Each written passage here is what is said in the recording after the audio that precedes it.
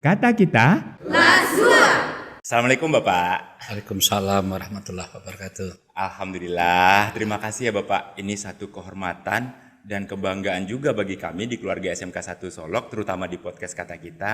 Bapak berkenan meluangkan waktu untuk berkunjung di podcast ini. Gimana kira-kira rasanya nih Pak? Ya, alhamdulillah di samping Bapak senang, saya sendiri secara pribadi saya juga senang bisa hadir bersama kita, Iya Pak. berserta dengan rekanku semuanya. Iya Pak. Dalam rangka bersilaturahim memang komitmen yang sama, Iya. ingin mencerdaskan anak bangsa. Alhamdulillah saya pulang kampung, saya sediakan waktu dan ada keinginan yang sama di antara kita, Pak. Amin.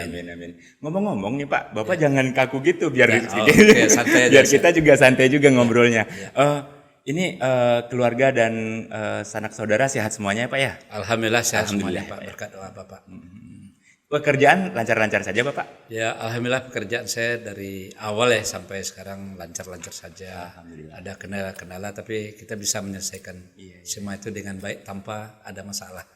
Ini sulit sekali loh Pak untuk bisa katakanlah mengundang Bapak di podcast ini berkaitan dengan mungkin kesibukan Bapak yang banyak sekali tentunya. Boleh kita tanya-tanya dikit nih nggak Pak ya? Boleh ya Pak ya? Jangan tanya dikit, tanya banyak aja. Tanya banyak ya, Pak, ya? Peluang yang baik ini harus kita manfaatkan. Siap.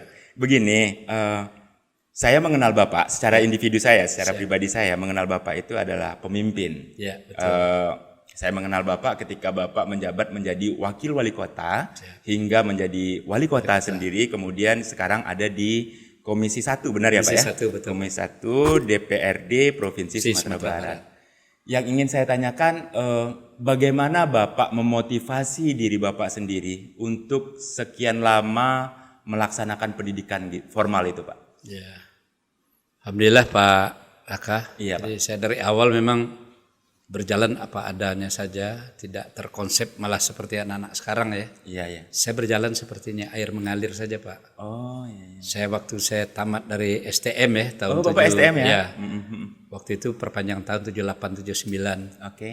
Kemudian saya merantau ke Jakarta 9 bulan ya, tidak dapat lapangan pekerjaan yang pas lah untuk kita. Pernah mencoba menganggur ceritanya? Nganggur 9 bulan Pak. Di dalam dunia nganggur itu semua saya geluti lah. Iya Pak. Pedagang kaki lima seperti orang Padang lah. Iya, Lebih maju daripada orang Cina ya gitu. 1 meter. Kita nih kedai Cina, kita di depannya. Kemudian saya pernah jadi kenek busnya bus PPD Jakarta ya. Iya Pak. Atau saudara sendiri jadi sopir. Termasuk fighter juga bahasa anak mudanya ya Pak ya. Siap, benar ya. Semangat sekali. Itu saya juga pernah mendengar di profil saya baca di profil Bapak. Bapak dulu kalau saya tidak salah juga pernah bekerja di perusahaan perkapalan atau gimana sih? Ya Pak. Setelah saya nganggur 9 bulan memang dunia pengangguran itu tidak enak Pak. Benar, iya. Jadi cemooh keluarga. Iya Pak. Jadi posisi sosial tidak baik. Akhirnya termotivasi lah di dalam diri saya harus kuliah. Nah, saya harus kuliah, kebetulan kakak saya waktu itu kerja di perusahaan pelayaran Jakarta Lloyd. Dia punya kenal jaringan juga di dunia pendidikan. Oke Pak. Nah, beliau bilang, kamu mau kuliah nggak? Saya bilang mau sekali, saya bilang gitu lah. Tapi dia bilang kuliah ini tidak dibayar orang tua, yang membiayai kakakmu sendiri. Jadi berbeda, dia bilang. Ya, pokoknya saya kuliah, saya bilang. Alhamdulillah saya ikut tes tahun 80 ya Pak, 1980. Saya bayangkan kayak sekolah kuliah biasa, ternyata pendidikan itu semi militer Pak. Iya. Nah, alhamdulillah saya lulus dan diterima. Nah, dunia pendidikan itu berbeda lah dengan kuliah umum Pak, seperti universitas ya. Kita Pak. akademi. Itu dengan pendidikan yang semi militer kan 9 bulan nganggur tadi itu Ya, Pak ya. 9 bulan nganggur. Kemudian berubah ke katakanlah lingkungan yang semi militer itu. Ya. Ada kesulitan nggak kira-kira Pak untuk katakanlah beradaptasi kemudian hal-hal lain gitu Pak? Ya, pertamanya saya sedikit agak shock juga Pak, karena saya dari kalangan keluarga yang keras juga. Bapak saya itu dulu keras Pak. Oke Pak. Tapi dalam artian tidak pernah main tangan lah. Iya. Tapi saya masuk pendidikan, baru masuk aja saya langsung dikojlok. Dikojlok itu betul dihajar lah, digebuk, digampar, ditendang, dihardik, dimaki. Tapi kan untuk kedisiplinan kita Ya, sebenarnya Pak. ternyata disitulah namanya pendidikan kami itu setelah bendera basis naik, itu namanya Mada Bintal Pak. Mada Bintal itu masa dasar pendidikan fisik dan mental. Nah, jadi cikal bakal syarat calon pemimpin itu harus punya fisik, punya mental, Nah, baru punya akademiknya lah melalui jenjang Benar formal di dalam kelas. Artinya tetap kepada karakternya Nah, dibentuk karakternya dulu. dibentuk di situ, Pak. Iya, benar. Awalnya sok, tapi saya udah menjadi kayak makanan juga, Pak. Pagi jam 4 itu kita udah siap, dihitung sampai 10 udah siap lari. Iya, Pak. Ya, pulang jam setengah 6 sudah apel pagi.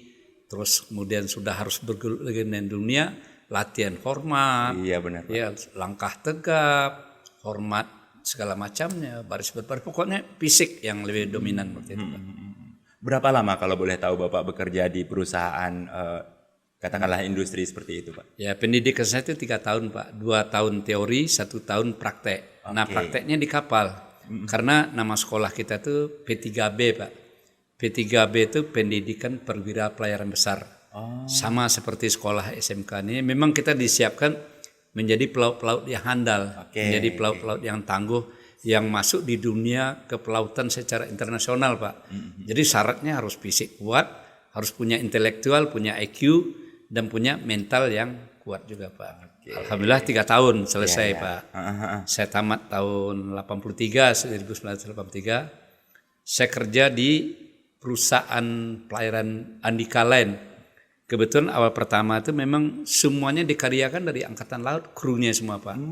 Jadi saya punya Kapten Laksamana, Iya, Pak. punya Mualim satunya juga kolonel gitu, Pak. Semuanya saya saja yang dari sipil, Pak. Tapi pendidikan kami sudah semi militer. Iya, Semua itu berupa keputusan, semuanya instruksi seperti militer apa adanya gitu, Pak. Alhamdulillah saya 1 tahun lebih belajar ke luar negeri, ganti di perusahaan swasta lagi kan, kurang lebih 5 tahun selesai di perusahaan niaga dalam negeri.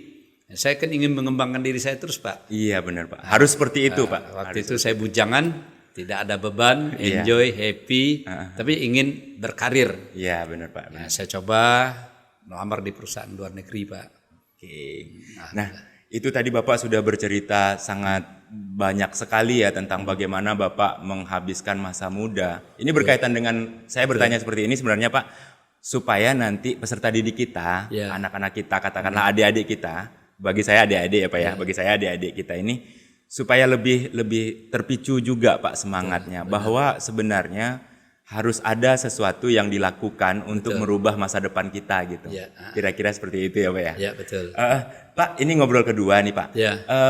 Sekarang Bapak sudah berada di atau katakanlah sebagai salah satu anggota dari Komisi 1 Komisi 1. DPRD Provinsi Sumatera Barat. Ini terkait pendidikan ya, Pak ya? Ya. Terkait pendidikan. Boleh sedikit Bapak ceritakan tentang program-program apa yang komisi Bapak tempati sekarang atau yang Bapak naungi sekarang terhadap dunia pendidikan di Provinsi Sumatera Barat khususnya, Pak? Ya. Ini saya cerita sedikit ke belakang. Saya setelah belajar 15 tahun di kapal, Pak. Iya. Umumnya di kapal niaga dan berusaha di luar negeri. Itu banyak tantangan dan halang juga, Pak. Benar. Kita kena ombak yang besar. Iya. Kita angin taifun ya namanya. Terus musimnya dingin. Itu yang enggak pernah orang rasakan dunia seperti itu. Yang bisa merasakan itu hanya pelaut sendiri. Alhamdulillah saya selamat. Ya. Ada namanya dulu tsunami. Saya lewat juga dari tsunami itu. Makanya saya pindah ke darat karena rezeki juga, Pak. Alhamdulillah tahun 98 saya bilang terjadi krisis moneter, peralihan kepemimpinan di negeri kita ini. Waktu itu. Alhamdulillah saya kerja waktu itu di Singapura. Nah, sesuai cita-cita saya bagaimana bisa hidup normal, Pak. Seperti orang di darat, berangkat pagi, pulang sore. Saya punya rumah, saya ada mobil. Sore-sore saya ngumpul dengan keluarga. Benar. Alhamdulillah cita-cita itu terkabulkan, didengar oleh Allah Subhanahu wa taala. Amin. Alhamdulillah malah dikasih lebih waktu itu ya. Iya, Pak. Saya hanya dapat rumah, tapi dapat rumah yang layak lah ya untuk dihuni. Itu hasil karya jadi pelaut. 98-2000 saya pulang kampung, saya bangun dunia kerja lagi sendiri, berwira swasta, punya mobil ya pickup, saya dagang, saya buka ini dan itu. Tahun 2005 lah saya masuk ke pencalonan kepala daerah. Iya. Waktu itu jadi wakil. Nah, saya latar belakangnya kan orang teknik nih. Benar, Pak. Orang lapang, orang kerja. Saya enggak ngerti dunia politik. Waktu itu kita belum masuk ke dunia politik, tapi diusung oleh partai politik. Nah, alhamdulillah terpilih. Ya, saya banyak membantu tugas-tugas wali kota. Ternyata wali kota itu adalah pemangku keputusan. Saya itu mendukung kebijakan yang diambil oleh wali kota karena kita maju sepaket. Iya, Pak. Ya. Alhamdulillah waktu saya jadi wakil, saya banyak turun ke bawah, saya banyak belajar. Alhamdulillah ilmu itu dapatnya juga di lapang Pak, mengalir saja. Tidak ada bercita-cita ingin jadi wakil wali kota, tidak. Tapi karena kebutuhan daerah, boleh siapapun maju untuk menjadi calon kepala daerah. Oke. Nah, karena hubungan pribadi saya dengan keluarga besar, Iya Pak. dengan masyarakat, dengan para partai baik ya, sampailah jadi wakil wali kota. Dipercaya ya Pak ya. Dipercaya. Kemudian 2010, alhamdulillah semangat putra daerah ingin memimpin negerinya sendiri dapat saya wujudkan. Alhamdulillah terpilih saya 2010 menjadi wali kota. Nah, semangat itulah saya kobarkan di tugasan saya sehari sebagai kepala daerah, sebagai keputusan pengambil ya decision maker. Nah, di situ saya canangkan Pak, pendidikan berkarakter itu murah dan gratis. Nah, satu-satu daerah yang menyikapi ya undang-undang nasional di bidang pendidikan. 20% dari APBN itu memang dialokasikan untuk dunia pendidikan. 20% 20% dari APBN. dialokasikan. Nah, saya menyikapi kebijakan saya nasional. Saya Kota Solo melahirkan pendidikan gratis SD, SMP dan sampai SLTA. Kemudian saat itu pula lah saya membuat program namanya berobat gratis dan memberikan jaminan sehat kepada seluruh warga masyarakat kota. Apakah dia pegawai, apakah dia polisi, apakah dia swasta, orang miskin. Semuanya kita jamin. Itu dengan pola cara karena ada keinginan yang kuat. Karena saya putra daerah, saya berpihak kepada daerah dan kepada masyarakat. Oleh sebab itulah ternyata sangat bermanfaat dan sangat dirasakan oleh masyarakat. Untuk apa kita dipilih orang kalau tidak berguna? Iya, benar sekali. Prinsip saya hanya sebentar itu Pak, bukan mencari populer, tapi ingin berbuat. Sekecil apapun perbuatan kita mudah-mudahan dicatat oleh masyarakat dan dirasakan oleh masyarakat itu sendiri Pak. Iya, artinya pengabdian ya Pak ya. Itu saya mendengarnya seperti pengabdian bahwa di kita di orang Islam sendiri juga menyarankan seperti itu. Orang baik itu adalah orang yang bermanfaat untuk orang lain seperti itu kira-kira ya Pak ya. Ini bukan menggurui loh Pak ya, biar santai dikit. Berhubung dengan Komisi 1 tadi, iya gimana itu Pak? Saya terpilih 2019 menjadi anggota DPRD. Awalnya saya di Komisi 4 Pak. Komisi 4 itu di bidang infrastruktur pembangunan. Nah kemudian 2,5 tahun kami berubah alat kelengkapan ya. Sekarang saya di Komisi 1 membidangi pemerintahan. Iya Pak. Jadi pemerintahan itu kan termasuk di sana Sapo PP, termasuk Bapeda, perencanaan pembangunan, termasuk dengan dengan pemerintahan lah. Termasuk sampai ke bawahnya nanti dengan KPU, dengan Bawaslu, persiapan pilkada serentak dan pileg serentak itu Pak. Jadi artinya pengawasan. Jadi saya dari dulu karena saya udah paham tugas di eksekutif adalah pengambil keputusan, saat di legislatif ada menyambung aspirasi dari bawah. Maka saya turun ke bawah reses namanya, menyaring aspirasi dan kita salurkan kepada pemerintah daerah sesuai dengan kapasitas kami pemerintah provinsi. Termasuk dengan visi misinya gubernur. Makanya saya berperan sekarang mendukung semua program pemerintah daerah itu yang baik, yang memang benar-benar berpihak kepada masyarakat Pak. Berpihak kepada masyarakat ya Pak. Boleh lagi lebih gampang lagi Pak dijelaskan tentang seperti apa sih Komisi 1 yang tempat Bapak bertugas sekarang memajukan pendidikan itu sendiri seperti apa sih Pak maksudnya? Ya karena saya di Komisi 1 tuh yang di pemerintah, kalau yang pendidikan tuh di Komisi 5 Pak. Di Komisi Kesra 5. ya. Langsung berkoordinasi dengan mitra kita OPD-nya dengan Dinas Pendidikan. Bukan di Komisi 1. Bukan. Maaf saya salah itu Pak. Saya sekarang di Bamus. Jadi ada juga badan 2 di DPR itu, ada Bamus, Badan Musyawarah. Iya Pak. Kami yang mengendalikan seluruh kegiatan DPR dengan pemerintah daerah. Ada lagi teman kami yang sebagian lagi separuhnya di Banggar, di Badan Anggaran. Dan itulah kawan-kawan berkoordinasi kerjasama dengan TAPD, Tim Anggaran Pemerintah Daerah, untuk meloloskan semua program kegiatan yang dibuat oleh pemerintah itu sendiri. Pak. Nah, khusus ada lagi komisi. Komisi itu kami ada 5 Pak. Komisi 1 bidang pemerintahan, 2 di komisi bidang keuangan, 3, 4 di infrastruktur, 5 di Kesra. Pak. Nah, Kesra itu menyangkut dengan pendidikan, rumah sakit. Itu di komisi 5 Pak. Tapi setidak-tidaknya asal namanya bau pendidikan, kami konsen Pak, insya Allah kita juga masih bisa berperan serta aktif dan proaktif gitu Pak. Iya siap. Nah ini berkaitan dengan konsen ini Pak yang Bapak sampaikan tadi. Kita sama-sama menyadari bahwa kita baru bangkit dari masa COVID-19 Ya, kemarin ya Pak ya. betul. Kemudian sesuai dengan slogan Dirgahayu Republik Indonesia yang saat ini 77 tahun adalah pulih lebih cepat, bangkit lebih kuat itu Pak. Ya. Seperti apa Bapak melihat penurunan yang terjadi terhadap katakanlah anak muda kita, remaja-remaja pelajar kita dengan pendidikan karakter itu Pak. Lalu bagaimana kita sebaiknya menyikapi itu dan meningkatkan itu lagi untuk kembali seperti katakanlah karakter yang Bapak maksud tadi. Seperti katakanlah Bapak sebagai figur yang bisa saya jadikan contoh nih. Bapak yang kuat berjuang untuk melakukan pendidikan. Itu kira-kira seperti apa Pak? Ya, secara formal pemerintahan kita tentu mendukung semua program pemerintahan yang pro kerakyatan memulihkan ekonomi pasca COVID-19 ini. Tentu dengan pengalokasian anggaran yang cukup.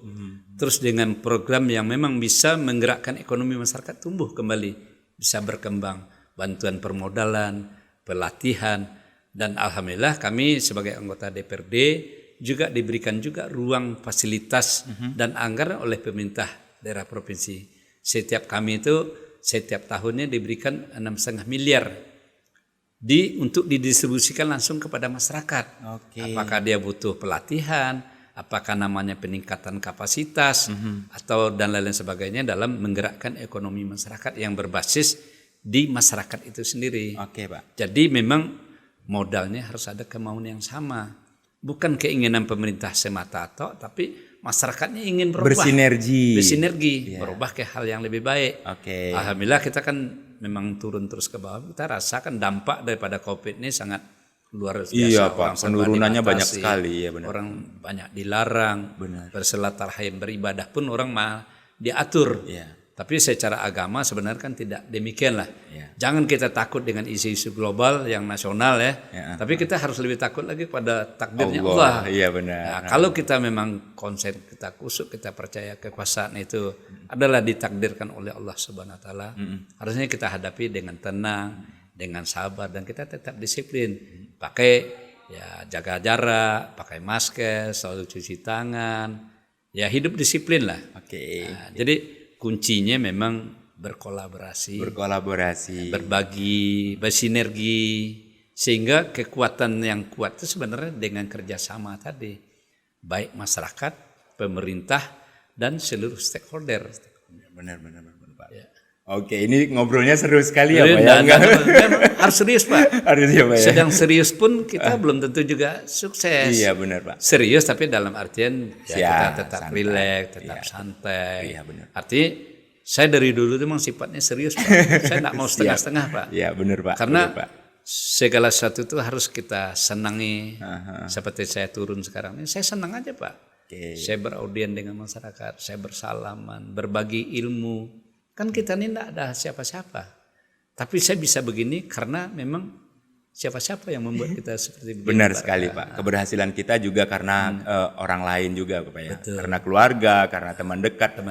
Bahkan mungkin ada orang yang tidak kita kenal juga mendukung keberhasilan kita. Siap. Seru sekali nih ngobrol dengan Bapak ini sampai ini maaf kalau menyita waktu Bapak dalam bekerja ya nggak apa-apa ya Pak ya. Biasa aja Pak.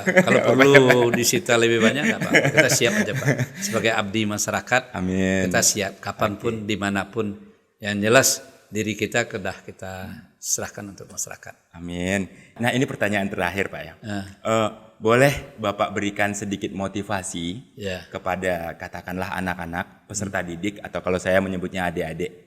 Boleh Pak? Boleh Pak. Silakan Pak. Pertama sekali Pak Raka dengan teman-teman, dengan para kru tidak usah grogi lah. Siap. Santai. Saya ini tidak ada siapa-siapa Pak, orang biasa aja Pak. Jadi bisa begini karena ada takdirnya Allah. Jadi kita berencana, Allah juga punya perencana. Amin. Tapi semangat motivasi yang saya berikan, kita bekerja yang baik dan berbuat baik dengan niat yang baik. Mengalir sepertinya air Pak. Kalau air ini kan mengalir Pak. Benar. Alhamdulillah saya rasakan diri. Jadi dimanapun saya berada, saya berusaha untuk mencintai sebuah pekerjaan Pak. Siap. Dengan moto senang hati. Lakukan senang hati itu senang ya Pak ya. Senang hati. Jadi tidak ada beban sedikit pun. Saya boleh dikatakan salah satu kepala keluarga, ketua partai, ketua organisasi banyak menyita waktu di lapangan Pak. Malah mereka berpikir, kapan istirahatnya? Saya bilang, saya istirahat, saya tidak berhadapan dengan siapa-siapa. Saya di atas mobil bisa tidur, saya di rumah apalagi bisa tidur pulas ya gitu ya. Ya, tapi pas saya bangun saya fresh Pak. Dan tidak ada beban. Dan yang kedua tidak ada utang. Nah, dan ketiga tidak ada masalah dengan siapapun. Iya, benar. Nah inilah yang membuat diri saya itu enjoy Pak. Saya happy, saya tidak trauma berhadapan dengan siapapun. Ya baik dengan aparat penegak hukum, dengan pegawai, dengan para guru, dengan para murid, dengan tokoh masyarakat pun saya happy saja Pak. Iya Pak. Kalau ketemu ngopi yuk steng, lu bayarin oke. Kalau enggak saya juga siap untuk bayarin. Artinya apa Pak?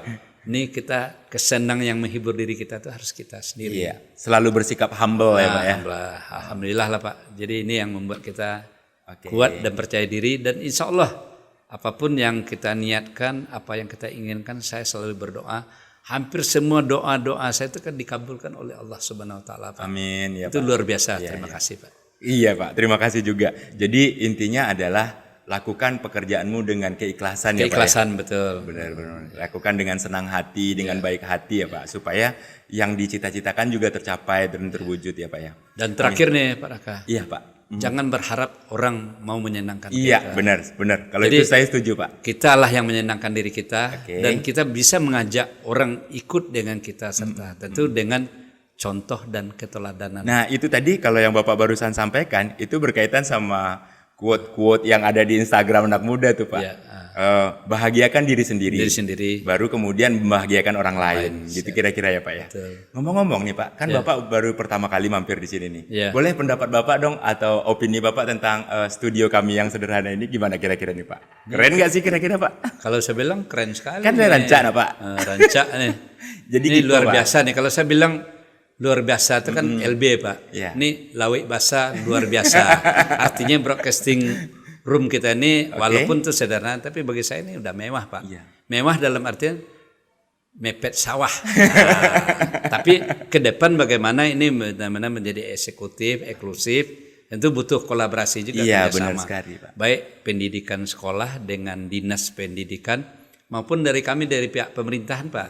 Kebetulan saya kan punya hak juga, punya otoritas lah, katakanlah punya budget yang bisa nanti bekerja sama seperti di SMA 3 kita bantu Pak melalui pokirnya. Iya Pak ya. Bagaimana nanti walaupun di SMK 1 ini saya baru kemarin rehab gedung. Bantu-bantu juga dong Pak buat studio ini. Justru tidak tertutup kemungkinan saya bisa bantu juga untuk Amin, mudah-mudahan ya Pak ya. Makanya syaratnya silaturahim, Iya.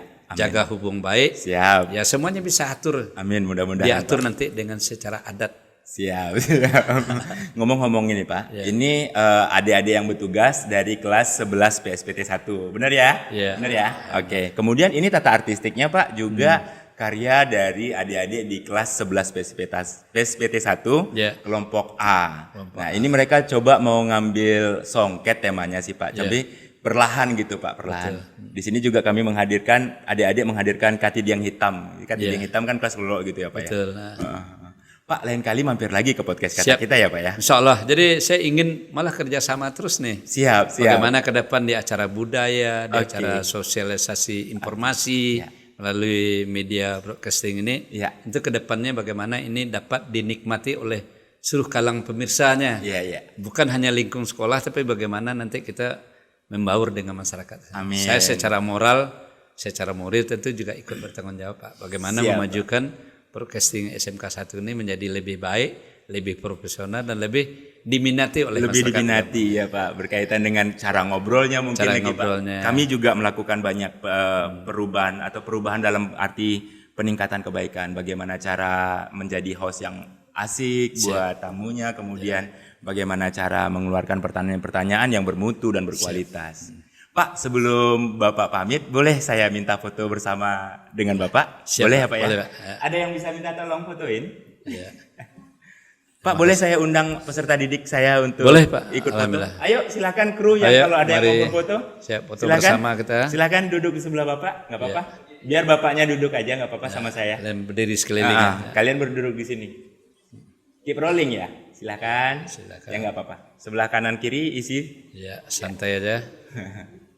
Luar Ini biasa. sengaja saya buat seperti ini Pak, supaya mereka juga punya katakanlah kenang-kenangan. Betul. Bukti nyata kepada orang tua bahwa mereka aktif di sekolah. Siap, alhamdulillah. Oke, maaf ya Sensei. Ya. Oke.